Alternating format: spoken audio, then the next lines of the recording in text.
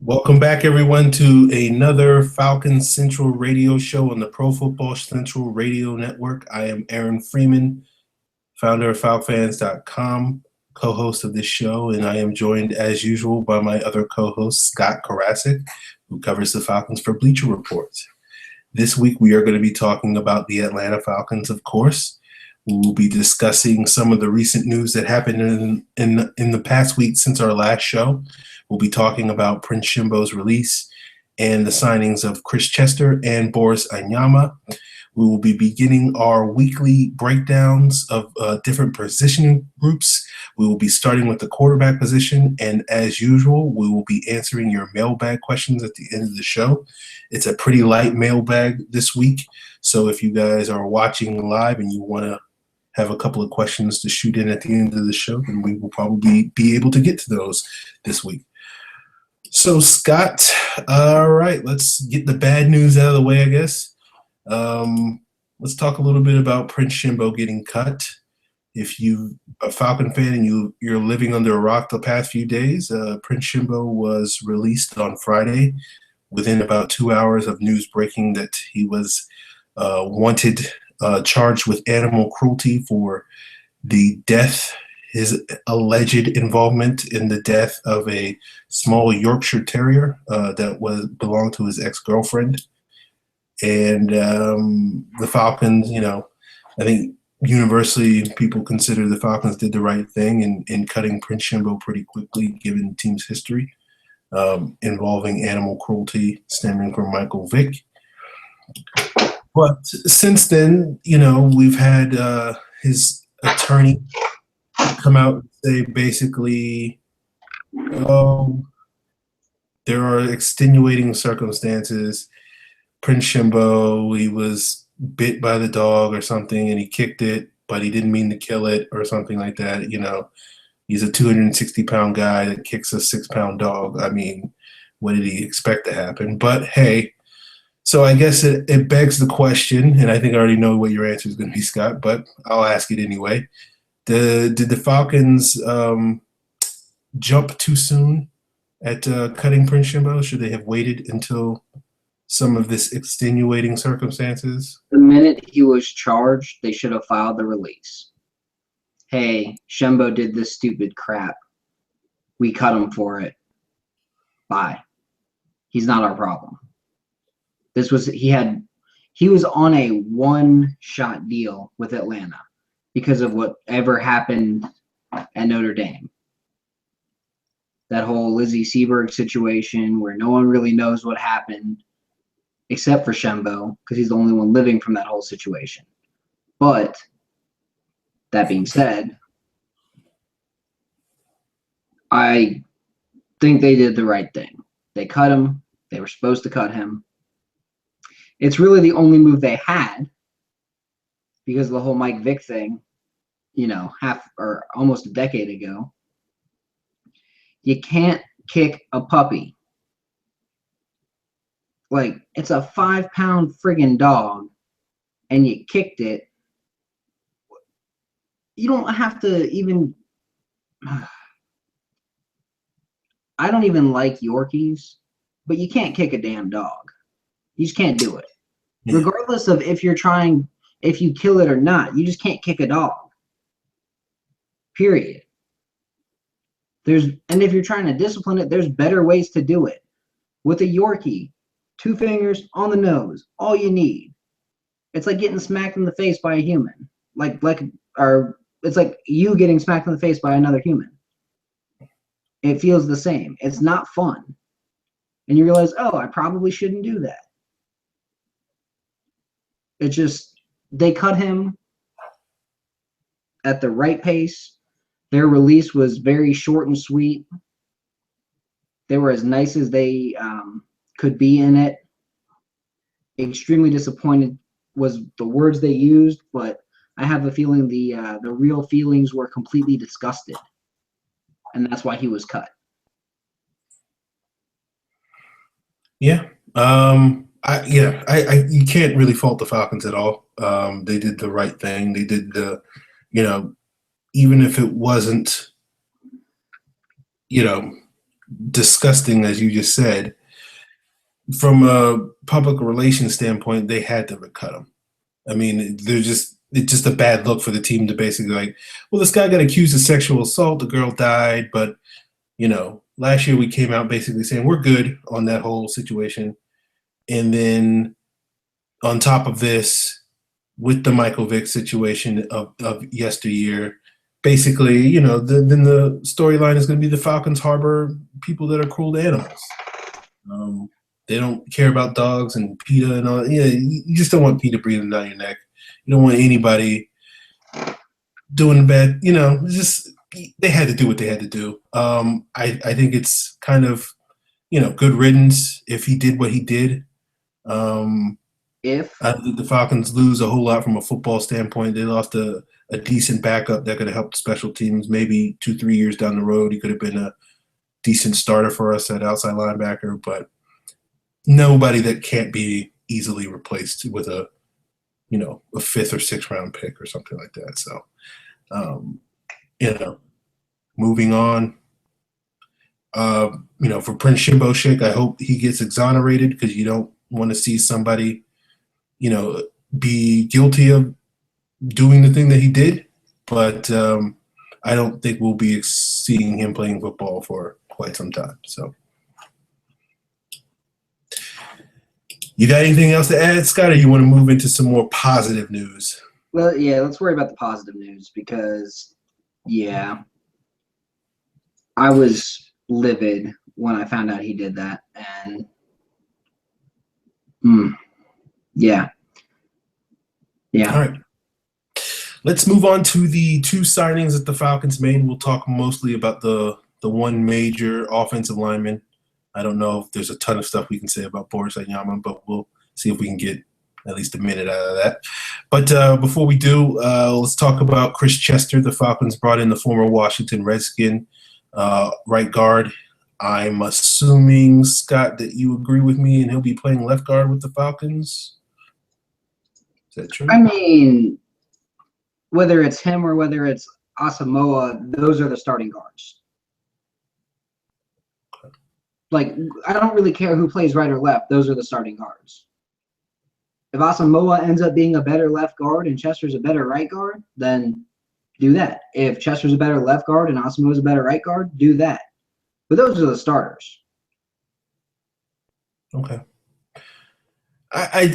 For me, I just don't see why you would move Asamoah.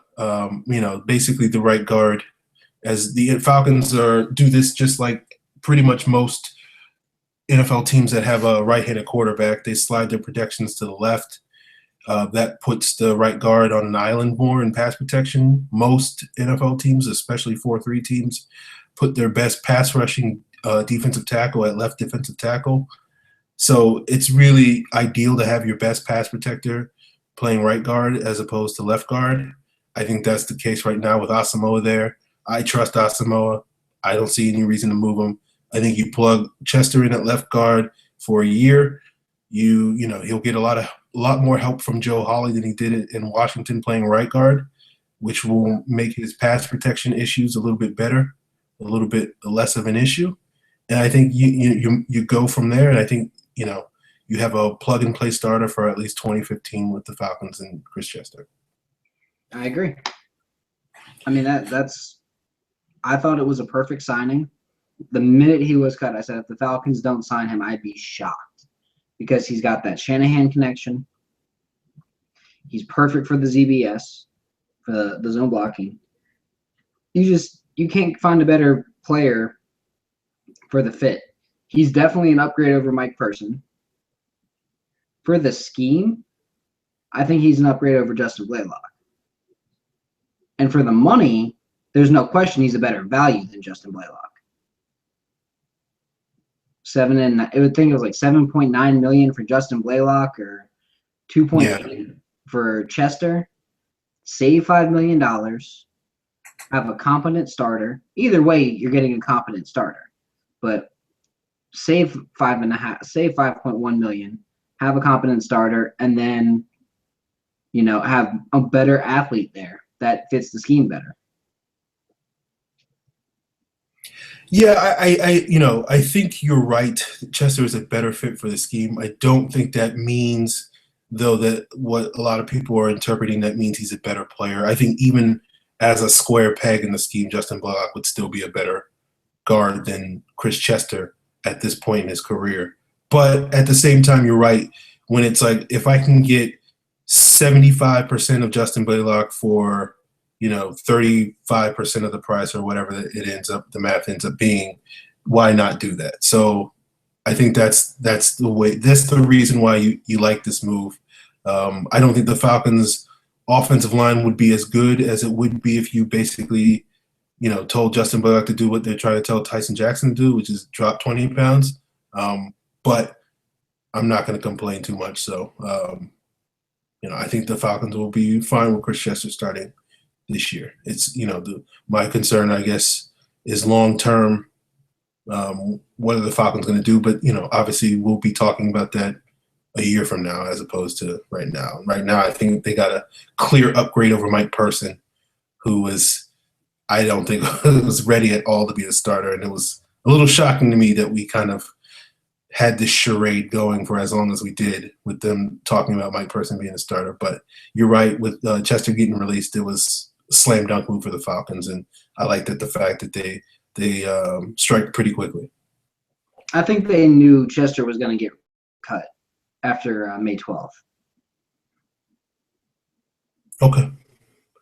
Well, if Chester didn't get cut, then we need to start seeing some talk about Evan Mathis trade. So yeah, I don't know. All right. Boris Anyama. When an undrafted rookie gets picked up in the beginning part of June, he's a camp body. All right.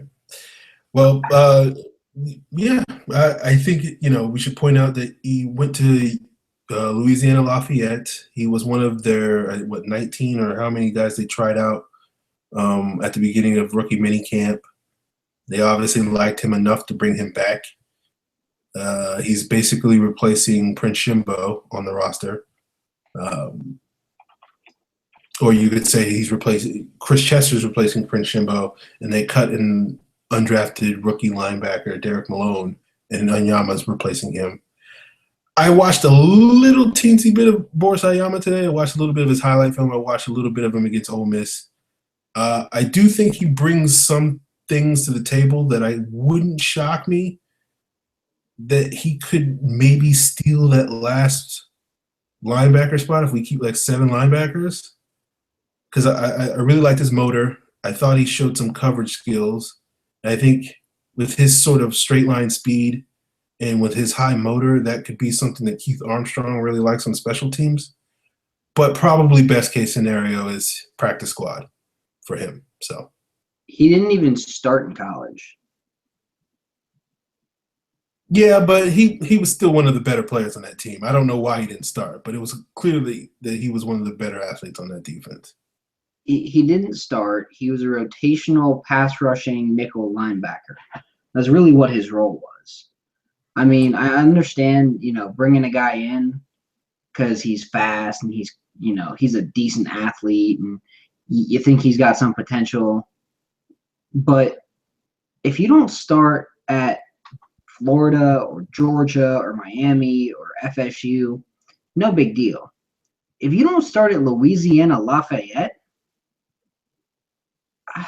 I don't know. I don't see. Now keep in mind, I haven't actually gone and watched this film because just looking at his situation, I don't see him as anything but a camp body. But maybe he's shocks. I'm not seeing the value in spending an hour and a half, 2 hours, just finding the film, going back, picking him out, then going back, cutting and watching where he's at, and just, yeah. He's probably one of those guys that didn't flash it all on film, so I didn't even put him on my watch list. Okay, all right. I mean, you make all valid points. I can't dispute it.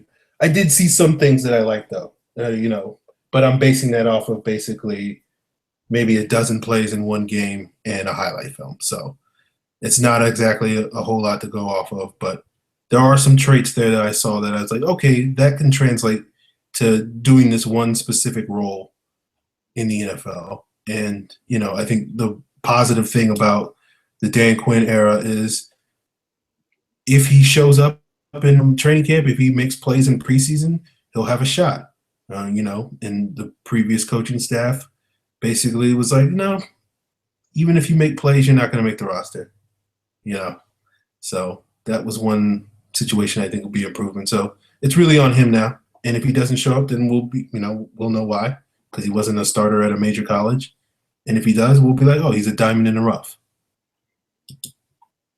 I think you're trying to polish a turd. Okay. Well, it has been weird on the show lately that I've been the more positive, optimistic one on some of these issues than you have. So. Well, you're like grasping at straws for your positive. Well, maybe Boris Ayama is something other than a camp body. Like, come on, man. Do I have to be the realist on this one? Just saying. I mean, it's a wide open linebacker group. That's all I'm saying. It's really not as wide open as you're making it seem. It's really not. You've got Justin Durant and Paul Warlow and Brooks Reed. Those are probably your starters. Yeah. You got Joplo Bartu, who's probably going to back up Durant. Probably. You got Marcus Sproul, who's probably going to back up Warlow. And you got O'Brien Schofield, who's going to back up Brooks Reed. Or you've got Corey Bierman, who's going to back up Brooks Reed. Either way, doesn't matter. I was expecting either Schofield or Bierman to get cut and Shembo to make the roster in that spot. Well, because Shembo's a dick, he got cut, and O'Brien Schofield or Corey Bierman is going to take that roster spot, and that rotational guy is going to be either Tyler Starr or Stanley Mapanga. So, yeah, there you go. I don't quite agree with everything you just said, but I don't know if I should address it now or wait till we do the linebacker position in a couple of weeks. But I'm just going off of what I'm seeing, and I'm not seeing this wide open group at linebacker. I'm seeing Justin Durant, Paul Warlow, Sproul, and Bartu as the guys who make the roster. At weak side and middle, Stupar or Bradford is going to win a job at linebacker, meaning they're going to be on the roster as a linebacker when all they have to do is be a gunner. Derek Acuna, whatever, however you want to say it. I'm horrible with names. Derek Acuna is probably going to end up on the practice squad when all's said and done. So you've got a bunch of I mean, that's like the one spot where, there's going to be camp battles and, competition when we all know Justin Durant and Paul Warlow are starting because there's no better options. Not to say Paul Warlow is a bad option, but there's no better options. I agree with you. The starter is not a matter of debate. To me, the wide open spot is really about who's going to be the backups. And I don't mean wide open like, it's probably going to be Bartu. I would put it's probably Bartu. Between Stupar and Bradford, probably one of those guys is going to stick, and probably in like a 90% chance Schofield's going to be one of those guys. But I guess the issue is Bartu's not good on special teams, and unless he shows up on special teams, I don't see him being a lock to make the roster. That's how he made the roster in the first place. Not really. He made the roster because they liked his athleticism and he was playing in a dime. But when he's played special teams, he hasn't really done anything. He hasn't really screwed up anything either. Well, I don't think – I think when you're facing competition from guys like Schofield and Stupar and Bradford who are all accomplished special teams guys, just being okay is not good enough. Well, and then you got Sproul. I'm not as high on Sproul as you are. I think as an athlete, he's nice to have for special teams. I think he's what Ike Reese was for the Eagles all those years ago. That pure special teams linebacker who's so good, or Brandon Iambadejo for the Ravens. He's a special teamer, and then he's got a little bit of value if you need a guy who can close out a game because one of your starters gets injured at linebacker. I think that's what he can do. Okay, we'll see what happens. My issue with Sproul is I think he had one trait that stood out, speed, and then he tore his ACL. So that's usually something that affects speed. So to me, he's kind of just a guy unless he can show that he's recovered. So we'll see. And then I think Tyler Starr could be a dark horse where he beats O'Brien Schofield, which I would love to see. But I don't see that happening. All right. Well, maybe we'll have a little bit about the linebacker discussion to talk about in a couple of weeks. But or maybe we should wait and talk about the quarterbacks next week since we're going so in depth on the linebacker. It's up to you, Scott. No, we'll do the linebackers when they gotta be linebackers. All right, let's talk about these quarterbacks. Not a whole lot to talk about, so I guess it's not a big deal if we can nail this out this week. All right, we got 3 quarterbacks on the roster, which is interesting because usually teams have 4, but the Falcons are one of 9 teams that only have 3. That's weird. Those 3 are, of course, Matt Ryan, TJ Yates, and Sean Renfree. We know Matt Ryan is a starter. That is without a doubt. We don't really need to talk about Matt Ryan this week. I guess more we have to talk about who's going to be the backup and if there's going to be one backup to Matt Ryan or 2 backups between the battle between TJ Yates and Sean Renfree. So, Scott, where do you weigh in on that positional battle? All right. I think TJ Yates wins again. He's got experience in the Shanahan scheme, or at least one very similar under Kubiak in Houston. I think Yates is just a better player than Renfree is, even though he does have some pick 6 Schaubisms about him. But I mean, I think Yates is the backup again, but I think we're arguing over who's going to hold the clipboard for 90% of the season. Unless the Falcons are up by 4 touchdowns in the middle of the 4th quarter, I don't think we see either of these guys coming in the game. And even then, hopefully Devontae Freeman and Tevin Coleman are good enough at running back in the new scheme, which I think they will be, to close the game out. That's the hope. Yeah, I think you're right. I think Yates having that sort of experience in the Houston offense does give him the leg up on Renfree. But, the positive for Renfree is that it did come down to the wire last year. And if you assume that TJ Yates is basically the same player that he's been the last couple of years, which has been a mediocre quarterback, and if Sean Renfree has taken, 1 or 2 steps forward in his development, then it's reasonable to think that he could overtake Yates. So I do think this will be a situation where it won't be skewed to one guy, but I'd probably say 58% chance is Yates, 42% chance is Renfree is that number 2 guy. Well, here's the relevance of that whole battle. If Matt Ryan goes down, we're fucked. Yeah. So no matter what happens in that battle, it is somewhat irrelevant because you're arguing over who's going to be the primary guy wearing the secondary headphones and holding the clipboard. So honestly, it's not a battle that I'm even excited for. It's like, oh, yay, backup quarterback, same backup quarterback battle we had last year. Maybe one of you actually gets cut this year. We only roll with 2. Well, here's the devil's advocate counter to that. One of the things that I've noticed over the years with Falcons, particularly in the preseason games, is how dull and terrible the backup quarterbacks have been. And I think a lot of that has to do with the sort of inherent flaws of the offensive scheme. I think so much of the Falcons' offensive scheme, particularly under Cutter, relied on the fact that you had all these great weapons to throw to. And when the Falcons basically had crap for depth at wide receiver, it really showed with the backup quarterbacks because their offense was predicated on, having these top-notch weapons. And when you didn't have them, the quarterbacks played like crap.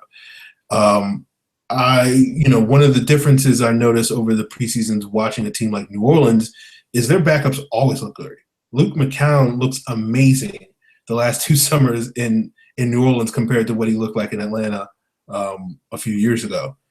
And it's one of those things where I think if you're paying attention this preseason, when you're not going to sleep in the second and third and fourth quarters of these preseason games, pay attention to see if the quarterbacks look good, because that's usually an indicator, oh, we have a good offensive scheme that can take mediocre quarterbacks and say, hey, you don't have to rely on third and fourth string wide receivers that separate from coverage. We can actually produce an offense that, on its own can manufacture yardage and points.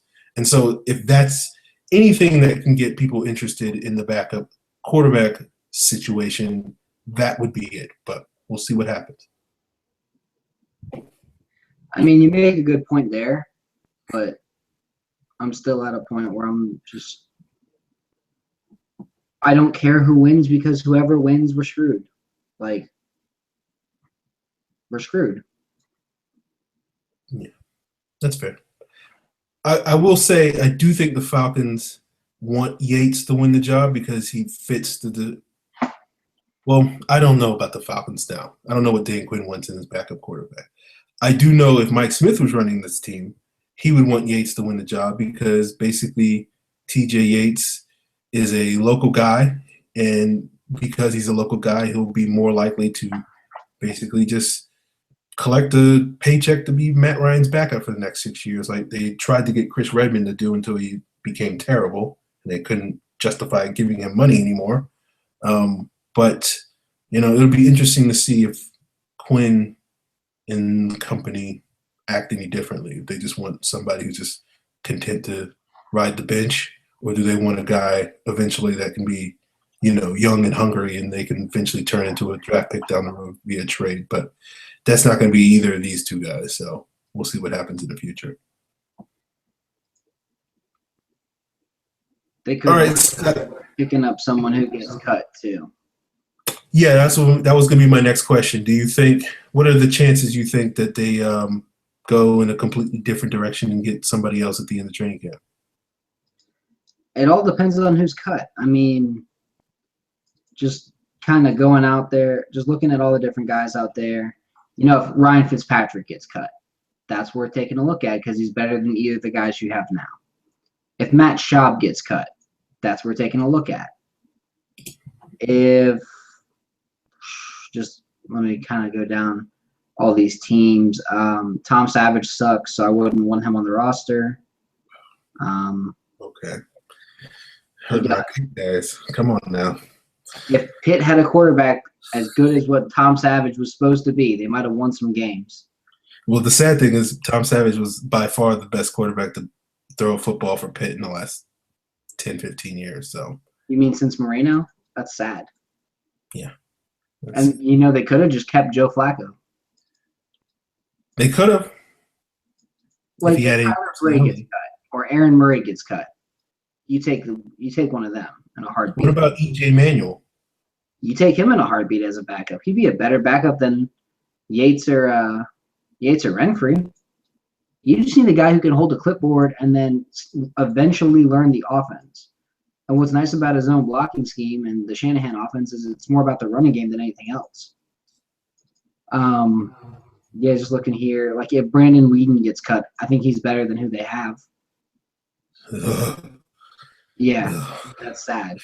I don't want Brandon Weeden on the Falcons, no. If Kirk Cousins gets cut, take him in a heartbeat. Yeah, I'll take Kirk Cousins. If David Fales gets cut, take him in a heartbeat. Just looking here. I mean, Logan Thomas? Logan Thomas? I don't think Logan Thomas gets cut. I think he gets moved to tight end before they cut him. And he's going up against Chandler Hardnish and a guy named Phil Simms that plays nothing like Phil Simms. So I think he's okay. There's really no one worth it. Like, if Case Keenum gets cut, he's still worse than what you have. So there's really not much out there. Quarterback is a weird position because unlike, the rest of the NFL where there's 28 to 30 guys who are quality starters, there's like 21 or 22 quarterbacks, quality starters at any given position. Yeah, you're right. And that Andy Dalton level is the cutoff. Just good enough to not lose you games, just bad enough to never win you games. You're not going into the fourth quarter saying, "Oh, Andy Dalton's going to win me the game," but you're not going into the fourth quarter up by a touchdown going, "Oh, Andy Dalton's going to lose me this game by throwing an interception." Mm-hmm. Maybe. So there's a lot of bad quarterbacks in this world. And there's a lot of tall white guys in the NFL that can throw because they're tall white guys that can throw. Yeah, there's a lot of guys that are still in the league that are only still in the league because they're good in the film room because they've seen a lot of football. That's why Josh McCown is still kicking. That's why Luke McCown is still kicking too. That is true. Those McCown brothers, real smart guys at breaking down film. Although I think Luke McCown's on his last ride. Probably since they drafted Garrett Grayson. So I'm going to laugh so hard in 2 years when Garrett Grayson starts for the Saints and they go like 2-14. And people go, "Oh my God, what's going on? Well, I thought Garrett Grayson was supposed to be good." Not a good quarterback. No, that's probably not going to happen. Not be good. All right, Scott, you got any other thoughts on quarterbacks before we jump in this small number of mailbag questions we got? Yeah, Cam Newton is worth every penny on that contract. I realize we're a Falcons show, but he is a top 10 quarterback, and top 10 quarterbacks get $100 million a year. He's a franchise guy that you build around. With how Breeze and Manning and Brady are all declining and going to retire soon, you're going to have someone step up from that void, and the next Roethlisberger with a lot more speed is Newton. Okay. All right. I could buy him being a top 10 quarterback in 5 years. Right now I got him at like 15 on my quarterback rankings. But yeah, if you get some of those old guys retired, then yeah, by default he should be in the top 10. And I agree with you that you gotta pay him, so it is what it is. Yeah, you gotta pay him. You gotta pay him. Yeah. And like Matt Ryan, I think Cam Newton has been stuck with a coaching staff that doesn't really know what they want to do in terms of identity and building a team around them. They've been kind of waffling a little bit. They've gotten a little bit on track this past couple of years with their defense being good, but I think that's more by accident than by design. But kudos to them. All right, I agree. Okay. All right. Our friend JD Beast asks, "Do a squash the beef on Jacob Tammy?" He is a backup caliber tight end that you shouldn't be relying on to be your starting tight end in an NFL season. He's a non-aggressive blocker, to put it nicely. AKA, he doesn't try for blocking. Polillo sucks at blocking, but at least he tries.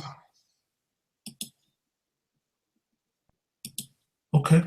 I can't really dispute that. I think he's starting caliber. He just has happened to play behind Pro Bowlers his entire career.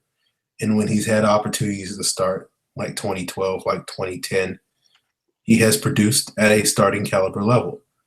I think he is a good receiving option. I don't think he's great because I think he's limited somewhat due to his size. He doesn't have a huge, 6'5" frame with a wide wingspan where he can go and get all manners of footballs like some of the best tight ends in the league can. But I think he has reliable hands. I think where he wins is on third downs. He can move the chains in the short intermediate routes, similar to Tony Gonzalez. He won't be as reliable as Tony Gonzalez was. Tony Gonzalez was absolute money there, but I think he can give you 40 to 50% of what Tony Gonzalez gave you on third downs in the short and intermediate passes, which is 40 or 50% more than what Levine Toilolo gave you. So I think it's a vast improvement for the Falcons offense this year. And I think we will be talking about Jacob Tamme as being the surprise of the 2015 season. And that's where I disagree. Because I think Levine Toilolo in the scheme is a better fit than Tamme. Because he's a willing blocker. He's a better blocker than we give him credit for. And I think with an actual tight end coach, and not Scelfo, who was more of a head coach, who just was a tight end coach to get into the NFL, but he was really a head coach. He didn't have a background in tight ends. So you put Wade Harmon, who's a tight end coach, worked with Todd Heap, worked with a couple other guys, have him be the guy for Toilolo. I think you'll see a vast improvement with Levine. A vast improvement. Which would be like a 50 catch, 600 yard, 6 touchdown season on 80 targets. Okay. All right. I think, I'll say it again. I think you're sleeping on Tamme. I think he's every bit as good as starting tight end as players like Kobe Fleener. I think he's only a slight downgrade from Jordan Cameron. I think he's on that, I wouldn't say first tier, no doubt, but second or third tier starting tight ends, which basically is once you get past like the top 8 or 9 guys, you can pretty much throw everybody on that in that group because it's a top heavy group of tight ends and a bunch of mediocre guys. I think Tammy's right in the mix on that group. So I think tight end. I think people are going to be shocked by how good Jacob Tamme is this year. I haven't seen it on film since 2012. So. Well, part of that is because, he hasn't played because Julius Thomas, but he's been behind Virgil Green. No, I mean, when Julius Thomas was hurt last year, it was Tamme, and I think he caught like 6 passes for like 60 yards in that game. Like his one start. If I'm not mistaken. I'll look it up. 4 catches for 31 yards. Okay. All right.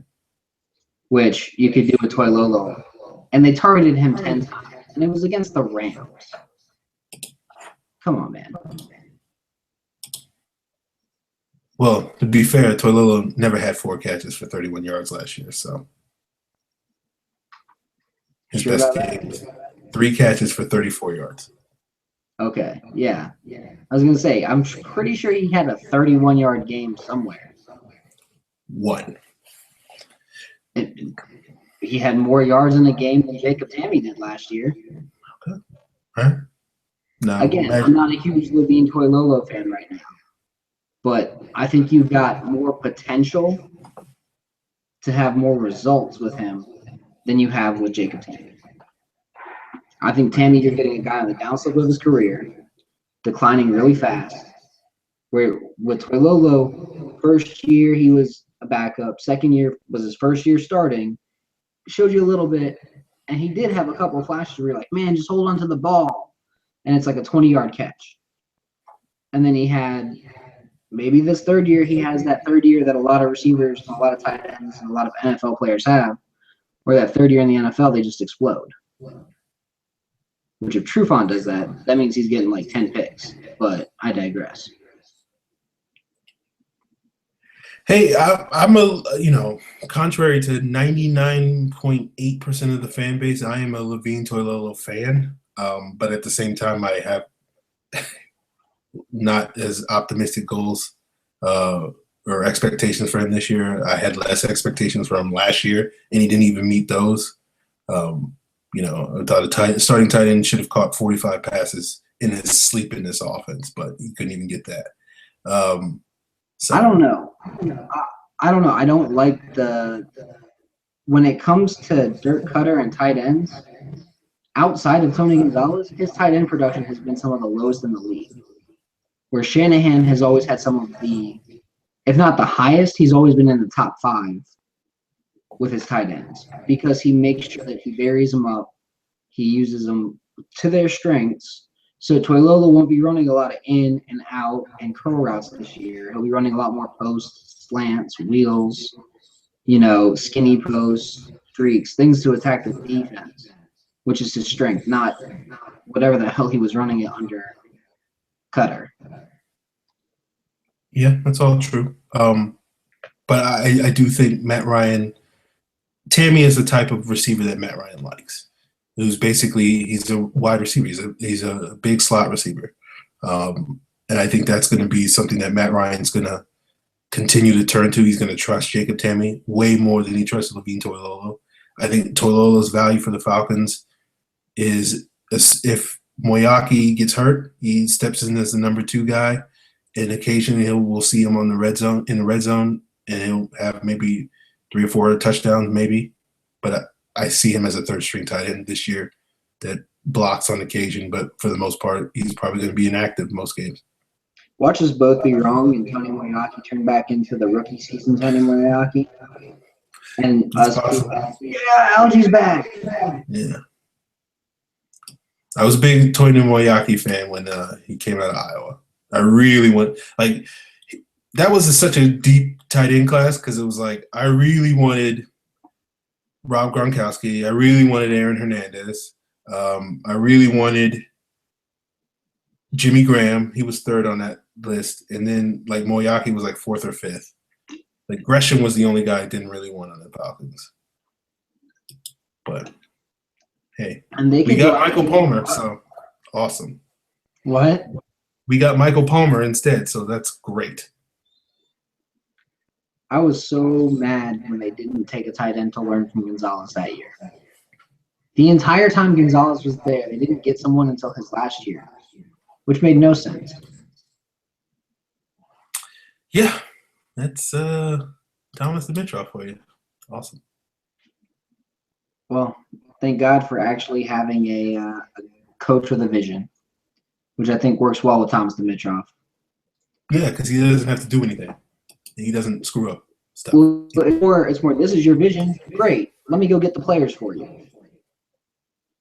Because he's great at doing that. When Mike Smith had a vision, those first, 3.5 years, there was no issues. The minute Mike has a heart attack, boom, Falcons suck. They had the 2012 season, but Mike Smith just had no fire. Yeah, basically, Thomas Dimitroff can't do anything on his own. So, great GM right there. All right. He's a great cap manager. Awesome. Yeah, you could take any accountant that has a CPA and be a great cap manager. But, hey, that's worth, getting paid $2 million a year. Anyway, Dustin, I think we just answered your question about Tammy filling Tony Gonzalez's shoes. No, but I think he'll come closer than Scott thinks. 40-50% of Tony Gonzalez. So Scott thinks 0%, maybe. I'd put more money on Tony Moyaki filling the shoes than Jacob Tammy. Okay. All right. Our friend Baron28 asks, will Tyler Starr play a down this year? That's a tough one because I think it depends on Brian Schofield and Brooks Reed's health. If either one of those guys goes down, I think you see Starr in a rotation. If neither one of them goes down, I think Starr is going to be a backup this year and never play it down. Have a redshirt year for Quinn as opposed to a redshirt year for Smith. But Who knows? Yeah, I think the stronger bet is no, um, but it's possible. It's possible. But I would say probably not. No, And he who didn't play knows? it down last year, did he? Maybe we're both wrong, and maybe he beats out Schofield for that spot and takes the job from him. One can hope. He's a better athlete. He's a bigger dude and a better athlete than Schofield is. So he's got the potential to do it. But no, he didn't play it down last year.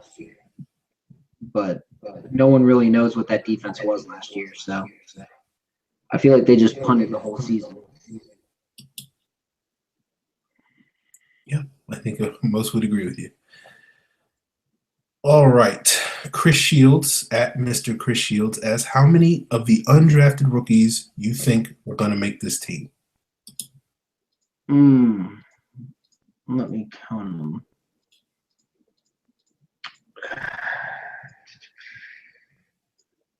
I'm going in the range of 0.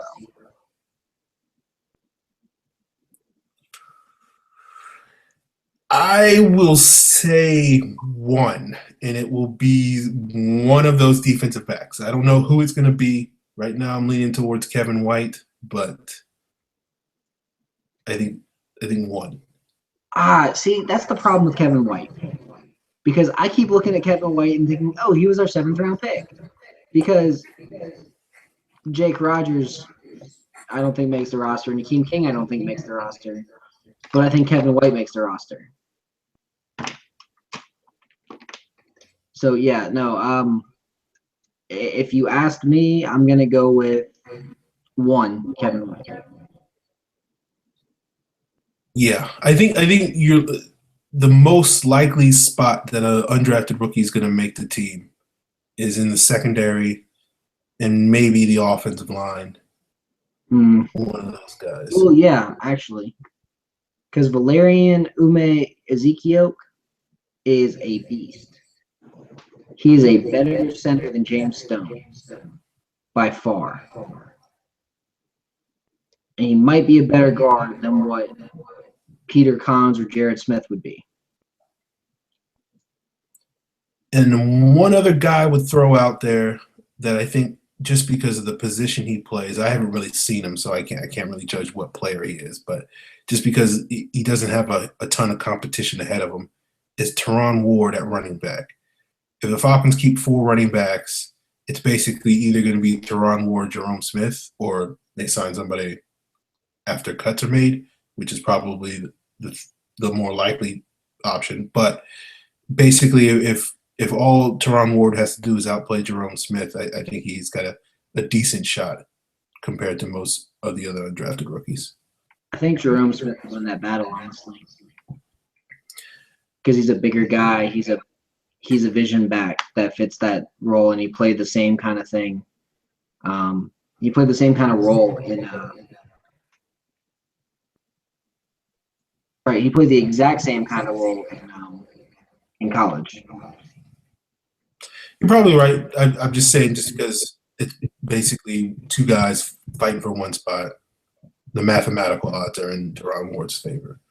Well, Ward's one of those guys who didn't start in college, but because he went to Oregon State in a Power 5 school, you're like, oh, that kind of makes sense. At least he got the majority of carries last year until he got hurt, though. That's in his favor. So he wasn't like – I don't think he actually started games, but he got more reps. Like basically like Gio Bernard in Cincinnati 2 years ago. He didn't start, but he got more reps. So, like, what's going to happen this year between Freeman and Tevin Coleman? Where Freeman's going to start, but Coleman's going to get more rushing reps. Yeah, that's probably going to happen. Yeah. But either way, it's still a committee, so it doesn't really matter. Yeah. Okay, we got another one from Dustin. He asks, as of right now, who will be playing opposite Trufant and starting at slot? I think Alford is going to play opposite Trufant. And I think in the nickel sets, the guy who starts the slot is Phillip Adams for right now. But if Collins comes in and he's healthy and he plays the way I think he will, I think in nickel sets, Collins plays outside and they slide Alford down into the slot. Like what they did with who was that first corner that started across? Was it Walter Thurmond? Yeah. Yeah, they did it with Walter Thurmond in Seattle. Yeah, we did it in 2009 with Brian Williams before he got hurt too. Yeah. Before he got hurt and Brent Grimes actually became something. Yeah. In that situation, Grimes was the nickel, but he played outside corner for those 5 games that Brian Williams was healthy. Those were a hell of 5 games, though. Yeah. We had hope. And honestly, Brandon Browner did the same thing. He played outside corner, then he moved into nickel, and especially on big receivers and tight ends. Okay. I think the scenario is the same. I think Alfred will be the starter. I think Collins will be the nickel, but I don't think he'll play the slot. I think they'll start Alfred. The beginning of the season, they'll probably put Alfred in the slot. And then they'll realize, oh, wait, Trufant's better. We'll put Trufant in the slot by the end of the year. So I think that's what it'll end up being. I think they're going to have Trufant shadow the number 1, regardless of where the number 1 is. Unless it's a team like Detroit who has 2 number 1s in Tate and Megatron. Well, in that scenario, because Tate now plays the majority of slot snaps. So that'll be interesting to see how they try to do that matchup. Because it used to be, before they got Tate, they would put Megatron in the slot about 25 to 30% of the time just to get matchups. All I know is I trust Dan Quinn to not have Desmond Trufant lined up over Golden Tate and then play a short zone so that Golden Tate can run deep and Ishmael this year. Okay, well, hopefully no one's running deep against Kamal Ishmael this year because they're not using Kamal Ishmael deep this year. No. If Kamal Ishmael's in a game, he's going to be in that Cam Chancellor type role because William Moore got hurt again. I didn't just say that William Moore got hurt just now, but I'm saying that'd be the reason why. Yeah.